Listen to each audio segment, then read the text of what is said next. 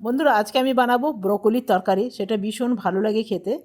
আমি আগে বানাতাম না, এক দুবার বানাবার পর এত ভালো লেগেছে, সেই জন্যে আজকে আবার বানাবো আর আপনাদের সাথে শেয়ার করছি। কেটে নিলাম ফুলকপি, সব ব্রোকলি আর আলু। এখানে দিয়ে দিলাম কড়াইয়ের মধ্যে তেল, তেলের মধ্যে দিয়ে দিলাম জিরে। এরপরে আলুগুলো প্রথমে আমি একটু অকখানি ফ্রাই করে নেব, কারণ ব্রোকলি যদি একসাথে দেওয়া হয় না, তাহলে ব্রোকলিগুলো খুব নরম, তো সঙ্গে সঙ্গে ভাজা হয়ে যাবে। সেই জন্য আলুগুলো আগে আমি ভেজে দিচ্ছি। দিয়ে দিলাম নুন আর হলুদ। এরপরে দিয়ে দেবো জিরে আদা বাটা হাফ চামচ, আর হাফ চামচ দিলাম পেঁয়াজ বাটা। তবে আপনারা চাইলে পেঁয়াজ বাটাটা কিন্তু স্কিপ করতে পারেন। এইখানে দিয়ে দেবো এরপরে ব্রোকলিগুলো। আলুগুলো কিন্তু ভাজা ভাজা হয়ে গেছে, এরপরে দিয়ে দেবো ব্রোকলিগুলো।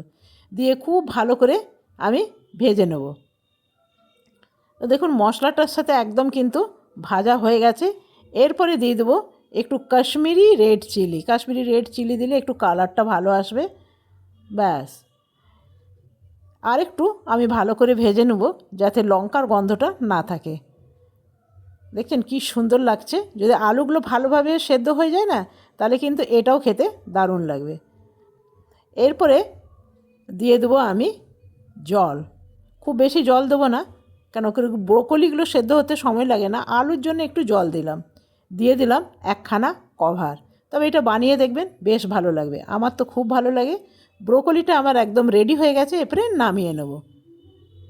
এটা রুটি, ভাত, পরোটা, পোলাও সবের সাথে কিন্তু বেশ ভালো লাগবে। তবে এটা চাইলে কিন্তু আপনারা নিরামিষ করতে পারেন।